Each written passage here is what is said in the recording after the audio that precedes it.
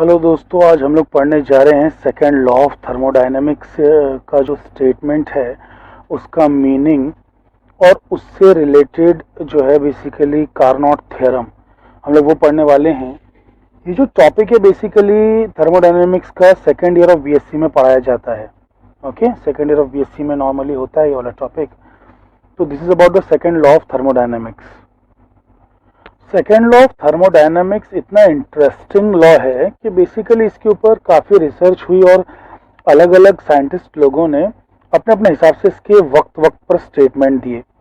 Kelvin ने एक अलग स्टेटमेंट दिया, प्लैंक ने एक स्टेटमेंट दिया, फिर बाद में ऐसा लगा कि बेसिकली दोनों स्टेटमेंट का मीनिंग लगभग सेम है तो उसको कंबाइन करके एक कैल्विन प्लैंक स्टेटमेंट बनाया गया। फिर सेकेंड लॉ से रिलेटेड क्लॉजियस ने, जो क्लॉजियस साइंटिस्ट थे, उन्होंने भी एक स्टेटमेंट दिया। तो ऐसे करके वक्त वक्त पर अलग अलग लोगों के स्टेटमेंट्स आते रहे।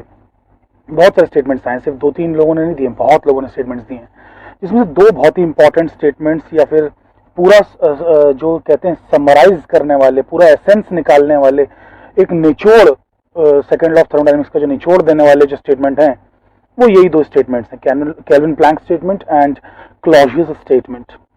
तो इन दो स्टेटमेंट्स को समझने से पहले मैं आप लोगों से एक सवाल पूछना चाहूंगा, जो सवाल बेसिकली आप सभी के मन में उठ रहा होगा कि जब फर्स्ट लॉ ऑफ थर्मोडायनामिक्स, जो कि delta Q equals to delta U plus delta W वाला जो लॉ है, फर्स्ट लॉ ऑफ थर्मोडायनामिक्स, इतना ब्यूटीफुल सा लॉ है जो कि बेसिकली कहता है कि heat supplied to a system gets utilized in two parts. जो हीट सिस्टम को दी जाती है वो दो हिस्सों में इस्तेमाल होती है। एक तो सिस्टम की इंटरनल एनर्जी बढ़ाने में, internal energy is related to temperature, temperature से रिलेटेड है। तो मान लीजिए टेम्परेचर बढ़ाने में, किसी चीज को गर्म करने में हीट का इस्तेमाल होता है, और साथ ही एनवायरनमेंट पे वर्क परफॉर्म करने के लिए भी उस हीट का इस्तेमाल होता है। तो अगर आप हीट देंगे लेट्स से 400 कैलोरीज, तो मे बी उसमें से कुछ पार्ट जो है टेम्परेचर बढ़ाएगा सिस्टम का, जो भी सिस्टम होगा, और कुछ पार्ट जो है वर्क परफॉर्म करेगा, एक्सपांशन का वर्क।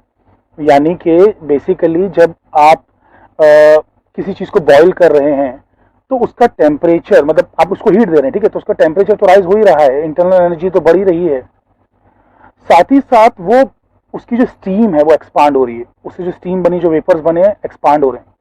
और वो जब एक्सपांड होंगे तो जाहिर सी बात है एनवायरनमेंट को पुश करेंगे। जो एटमॉस्फेयर है, जो एयर है, उसके जस्ट ऊपर वाली, स्टीम के ऊपर वाली, उसको पुश करेंगे। तो it is doing work also.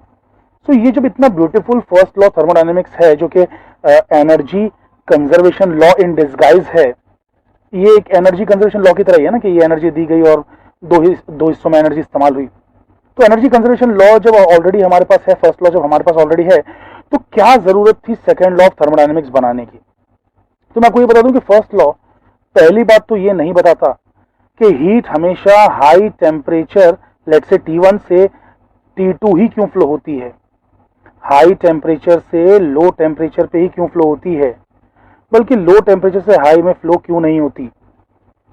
Spontaneously बात कर रहा हूं मैं, स्पॉन्टेनियसली मतलब अपनी मर्जी से, अपने आप ही। हम चाहें तो लो टेम्परेचर से हाई टेम्परेचर पे हीट पहुंचा सकते हैं, बट आपको कुछ एनर्जी देना होगी, कुछ वर्क परफॉर्म करना होगा। मैं अपने आप से कह रहा हूं, अपने आप से, कि हाई टेम्परेचर से लो टेम्परेचर पे ही क्यों हीट जाती है। तो एक तो ये बात वो नहीं बताता कि हीट का डायरेक्ट, मतलब हीट का जो फ्लो है यूनिडायरेक्शनल क्यों है, हीट अपने आप से सिर्फ हाई से लो पे ही क्यों जाती है। और न ही फर्स्ट लॉ ये बता पाता है कि कितना हीट एक्चुअल में वर्क बनाई जा सकती है, कितनी हीट को वर्क बनाया जा सकता है।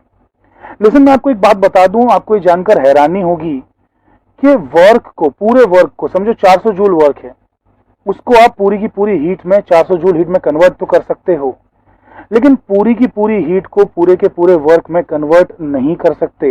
हीट का कुछ हिस्सा ही वर्क में कन्वर्ट होता है। ये हमारा कॉमन एक्सपीरियंस है, हमने इसे हजारों बार टेस्ट किया है, हमने यूनिवर्स में यही देखा है कि हीट का कुछ पार्ट वेस्ट भी होता है। पूरी की पूरी हीट कभी भी वर्क में कन्वर्ट नहीं की जा सकती, बट वर्क जो है पूरा का पूरा हीट में कन्वर्ट कर सकते हैं। तो भाई ऐसा भेदभाव क्यों?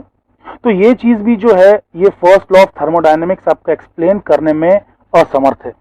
तो जाहिर सी बात है, जब ऐसी बात है तो हमें जरूर एक दूसरे लॉ की, मतलब आवश्यकता होगी, दूसरे लॉ की आवश्यकता होगी। तो दूसरा लॉ जो है बेसिकली यहाँ पर क्या है हम देखते हैं और फिर देखेंगे कि फर्स्ट लॉ की कौन सी कमियों को सेकंड लॉ ने पूरा किया, बट वो सब्सिक्वेंट लेक्चर्स में देखेंगे। एक ही वीडियो में इतना सब डीप फिलोसॉफिकल डिस्कशन कर पाना नामुमकिन हो जाता है, काफी लॉन्ग हो जाता है वीडियो, फिर अपलोड करने में भी परेशानी पेश आती है। चलिए एनीवे, तो केल्विन प्लैंक स्टेटमेंट क्या कहता है कि ये असंभव है, ये इम्पॉसिबल है कि आप एक ऐसा इंजन बना पाए जो कि एक साइकिल में काम कर रहा हो और बेसिकली वो क्या करे कि हीट निकाले हॉट रिजर्वायर से और उसको पूरा का पूरा वर्क बना दे, पूरा का पूरा वर्क बना दे। ये असंभव है कि आप किसी गर्म चीज से हॉट रिजर्वायर से हीट खींचें और पूरा का पूरा उसे वर्क में कन्वर्ट कर दें बिना कुछ रिजेक्ट किए। ये असंभव है। मतलब कुछ ना कुछ तो हीट रिजेक्ट होगी ही, वेस्ट होगी ही, Q2 amount of heat waste होगी ही। ये अगर 400 जूल है, लेट्स से जूल में मान लेते हैं, तो 300 ही जूल शायद वर्क बन पाएगा, 100 जूल तो वेस्ट होना ही होना है। ये सेकंड लॉ ऑफ थर्मोडायनेमिक्स का कहना है। Now listen very very carefully कि बेसिकली फर्स्ट लॉ जो नहीं बता रहा था वो सेकंड लॉ बता रहा है कि ऐसा होता है। वो बोलेंगे सर इसने सोल्यूशन थोड़ी दिया, इसने रीजन थोड़ी बताया कि ऐसा क्यों होता है, इसने तो खाली लिख दिया कि भाई ऐसा होता है। अरे तो भाई उसे ही तो लॉ कहते हैं। नेचर में कुछ जो हो रहा है उसी को स्टेटमेंट में कन्वर्ट करना, उसी को वर्ड्स में डालना, उसे ही तो लॉ कहते हैं। जो नेचर में हो रहा है उसे डिस्क्राइब करना लॉ होता है, वही लॉ होता है ना। जैसे न्यूटन ने कह दिया कोई चीज स्ट्रेट चल रही है तो स्ट्रेट चलती रहेगी जब तक कि आप उस पर बेसिकली कोई एक्सटर्नल वर्क ना करें। स्ट्रेट लाइन में चल रही चलती रहेगी, रुकी रहेगी जिंदगी भर अगर आप उस पर कोई फोर्स ना डालें। तो भैया ये तो नेचर में हो रहा है इसलिए उसने बोल दिया, तो वही तो लॉ बनेगा ना जो नेचर में हो रहा है। अब आप ये नहीं पूछ सकते कि ऐसा ही क्यों हो रहा है, कि भाई चीज चल रही है तो चलती ही क्यों रहेगी, रुकी है तो रुकी क्यों रहेगी, ऐसा ऐसा ऐसा इस नेचर मतलब इस यूनिवर्स में क्यों होना था, ऐसा इस यूनिवर्स में क्यों होना था। इस वाई का, इस क्यू का जवाब हमारे पास नहीं है कि ऐसा ही क्यों होना था। Are you understanding it? देखिए यूनिवर्स किसी और तरीके से भी बिहेव कर सकता था, बट यूनिवर्स ऐसा बिहेव कर रहा है इसलिए हम ऐसा स्टेटमेंट लिख रहे हैं, तो इसे ही तो हम लॉ कहते हैं ना। लॉ वो है जो दिख रहा है और बस हम उसे वर्ड्स में, शब्दों में बयान कर रहे हैं। आज हमें चीजें कैसे हो रही हैं, how how it is happening, इसका जवाब पता है, but why it is happening ये बहुत कम चीजों के बारे में जानते हैं कि why it is happening, why the things are occurring या happening the way they are actually. तो वो जिस तरीके से उस तरीके से क्यों बिहेव कर रही हैं, उस वाई का जवाब हमारे पास बहुत कम है। लेकिन आगे जाके हो सकता है हमारे पास ये सब जवाब भी आए, and I am very optimistic about it. जरूर कभी ना कभी इनके जवाब मिलेंगे, डोंट वरी। मैं निराशावादी नहीं हूं, मुझे आशा है कि ये आगे जाके हम सारे वाई क्वेश्चंस के भी जवाब देंगे, बट फिलहाल तो हम हाउ पे ज्यादा कॉन्सेंट्रेट करते हैं। एनीवे, तो केल्विन प्लैंक ने कहा कि सिंपली ये इम्पॉसिबल है एक ऐसा इंजन बना पाना इस दुनिया में कि जो बेसिकली एक साइकिल में काम कर रहा हो और हीट लेता जाए, वर्क देता जाए और कुछ भी हीट रिजेक्ट ना करे। ये असंभव है, ये इम्पॉसिबल है। तो ये हो गया केल्विन प्लैंक स्टेटमेंट। दूसरा क्लॉजियस स्टेटमेंट क्या कह रहा है कि कोई भी अपने आप ही काम करने वाली मशीन के लिए जो कि साइक्लिक प्रोसेस में काम कर रही है, इम्पॉसिबल है कि वो बेसिकली हीट ठंडी बॉडी से निकाले और गर्म बॉडी में पहुंचाए। कोई भी मशीन बिना किसी एक्सटर्नल मदद के, एक्सटर्नल एजेंसी के कर ही नहीं सकती ऐसा कि लो टेम्परेचर से हीट निकाले और हाई टेम्परेचर पे दे। नहीं कर सकती कोई भी मशीन, उसे मदद की जरूरत पड़ेगी। तो जैसे फॉर एग्जांपल हमारे रेफ्रिजरेटर में हम लोग लो टेम्परेचर से हीट लेते हैं और हाई टेम्परेचर को देते हैं। आप बोलेंगे लो टेम्परेचर क्या? फ्रिज के अंदर का चेंबर, वो लो टेम्परेचर है। उस चेंबर में से हीट खींचता है फ्रिज और बाहर एनवायरनमेंट को देता है, हाई टेम्परेचर को देता है। तो ये तो पॉसिबल नहीं है ना, क्योंकि हीट तो नॉर्मली क्या होता है, हाई टेम्परेचर से लो टेम्परेचर फ्लो करती है, लेकिन फ्रिज में तो हो रहा है। तो फ्रिज कोई ऐसे ही काम थोड़ी कर रहा है फ्री में। फ्रिज आपकी बिजली ले रहा है, आपका करंट ले रहा है, एनर्जी ले रहा है, इलेक्ट्रिकल एनर्जी, और कंप्रेसर की मदद से अंदर की गैस को दबा रहा है, एक्सपांड कर रहा है, दबा रहा है, एक्सपांड कर रहा है। वो जो कूल करने वाली गैस है उसकी मदद के बिना, करंट की मदद के बिना आप कभी भी ठंडी चीजों में से हीट और निकाल के और उसे ठंडा करके गर्म चीजों को हीट नहीं दे पाएंगे। ये इम्पॉसिबल है। तो बेसिकली ये क्लॉजियस स्टेटमेंट है। देखिए बहुत जबरदस्त है दोनों स्टेटमेंट। केल्विन प्लैंक स्टेटमेंट कह रहा है हॉट बॉडी से हीट लेके पूरा वर्क नहीं बना सकते, और क्लॉजियस स्टेटमेंट कह रहा है कोल्ड बॉडी से हीट लेके हॉट बॉडी को नहीं दे सकते, मतलब अपने आप, है ना, बिना किसी मदद के। तो this is very very interesting. चलिए, अब बेसिकली ये दोनों स्टेटमेंट्स एक ही सिक्के के दो पहलू हैं, इसे आइए साबित करते हैं। हम लोग साबित करते हैं कि these two are equivalent statement. Okay, तो अभी हम देखने जा रहे हैं equivalence between Kelvin Planck and Clausius statement. इन दोनों के बीच का इक्विवेलेंस स्टैब्लिश करने जा रहे हैं कि भाई ये दोनों जो है स्टेटमेंट वो एक ही बात कहते हैं। So let's see. सो यहाँ पर हमारे पास मान लेते हैं कि एक हॉट रिजर्वॉयर है जिसका टेम्परेचर T1 है, हॉट रिजर्वॉयर। यहाँ पर हमारे पास एक वर्किंग सब्सटेंस है। वर्किंग सब्सटेंस आपका diesel, petrol, air, water, steam, कुछ भी हो सकता है, ठीक है। और यहाँ पे हमारे पास जो है वो है लो टेम्परेचर रिजर्वॉयर। तो लो टेम्परेचर रिजर्वॉयर और हॉट टेम्परेचर रिजर्वॉयर। रिजर्वॉयर का मतलब क्या होता है बाय द वे? रिजर्वॉयर का मतलब होता है कि जिसके पास से कितनी भी हीट खींच ली जाए या उसे कितनी भी हीट दे दी जाए उसके टेम्परेचर पे कोई असर नहीं पड़ेगा। जैसे हम कहते हैं ना वो डायलॉग, समुंदर में से 4 बाल्टी 4 बकेट अगर आपने वाटर निकाल लिया तो बेसिकली उसमें कोई उसको फर्क नहीं पड़ता है। तो वैसे ही रिजर्वॉयर भी वही चीज है कि आप अगर इससे कितनी भी हीट खींच लें तो इसका टेम्परेचर T1 ही रहेगा। तो हमने इससे हीट Q1 खींची मान लेते हैं और बेसिकली ये जो है रिजेक्ट कर दी हीट Q2। तो वर्क कितना परफॉर्म किया? तो वर्क परफॉर्म किया है Q1 माइनस Q2, है ना। कुछ हीट ली, कुछ वर्क परफॉर्म किया और बची हुई हीट फेंक दी। तो ये जो है ये हमारा इंजन है बाय द वे, ये इंजन है और ये बिल्कुल परफेक्ट काम कर रहा है। ये किसी भी चीज को वायलेट नहीं कर रहा है, क्योंकि वायलेट तो तब करता जब बेसिकली हीट लेता और पूरा वर्क बना देता, कुछ हीट रिजेक्ट ही नहीं करता, तब वायलेट करता, तब केल्विन प्लैंक स्टेटमेंट वायलेट हो जाता। तो this is following Kelvin Planck statement, ठीक है। तो केल्विन प्लैंक स्टेटमेंट वायलेट नहीं हुआ है, please remember that we have not violated Kelvin Planck statement.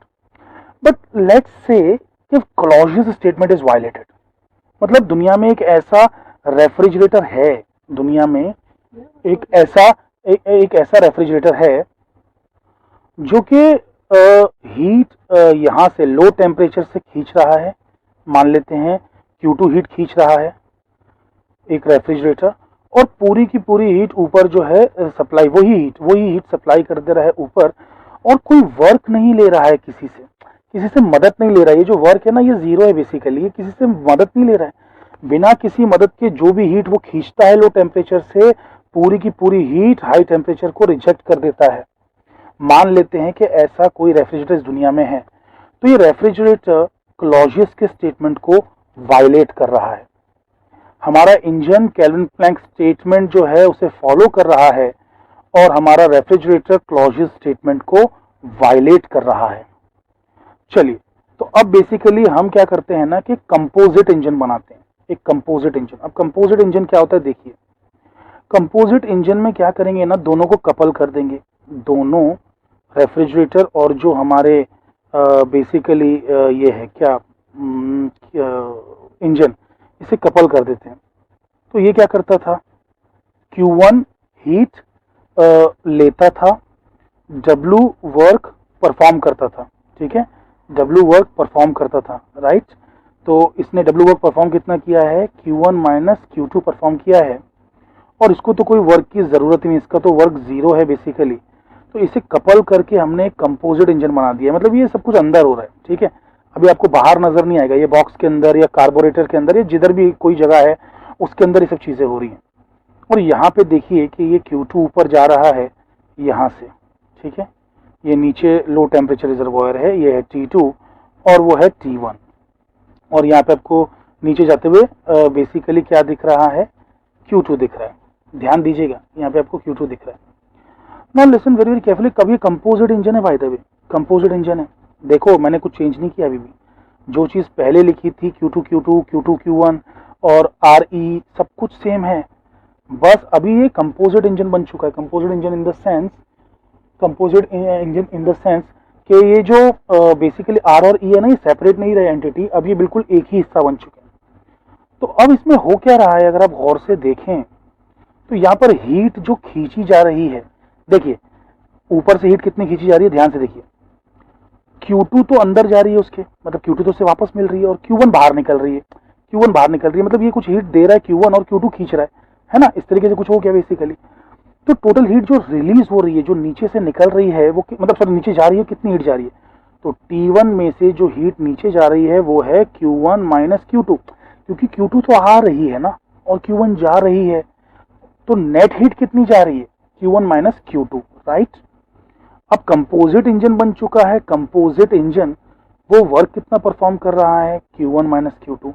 अच्छा, नीचे हीट रिजेक्ट कितनी हो रही है, नीचे हीट कितनी रिजेक्ट हो रही है, देखो इस बंदे को T2 को कितनी हीट मिल रही है, तो ये आने वाली हीट Q2 है और जाने वाली हीट भी Q2 है, आने वाली भी Q2 जाने वाली भी Q2, तो यानी कि इस बंदे से न हीट आ रही है न जा रही है, इसका हीट कंटेंट फिक्स है, तो नो हीट इज रिसीव्ड, यहाँ पे कुछ भी हीट नहीं मिल रही है इसको, मतलब ये बंदा पिक्चर से बाहर ही हो गया।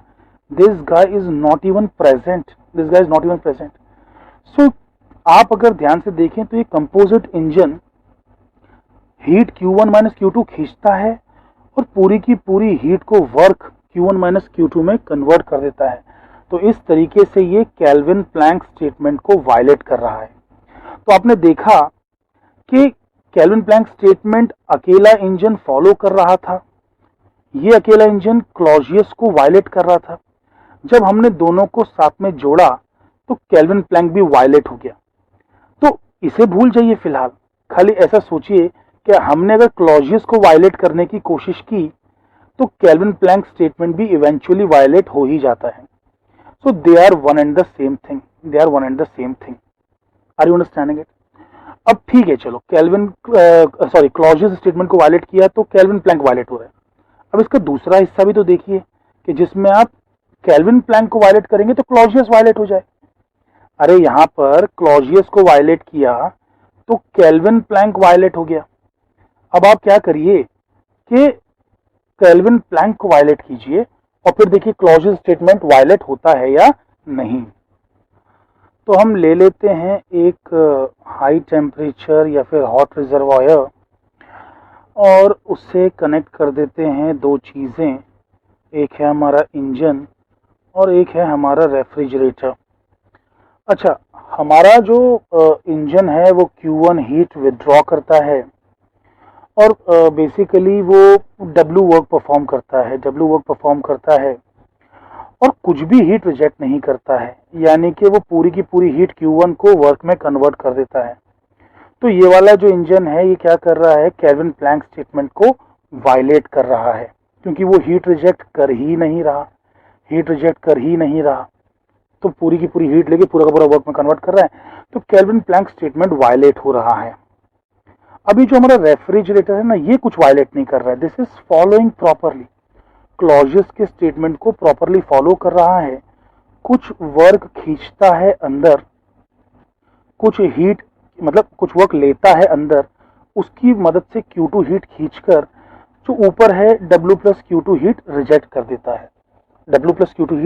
देता है, ध्यान से सुनिएगा, एक रेफ्रिजरेटर ऐसा ही तो करता है ना रियलिटी में।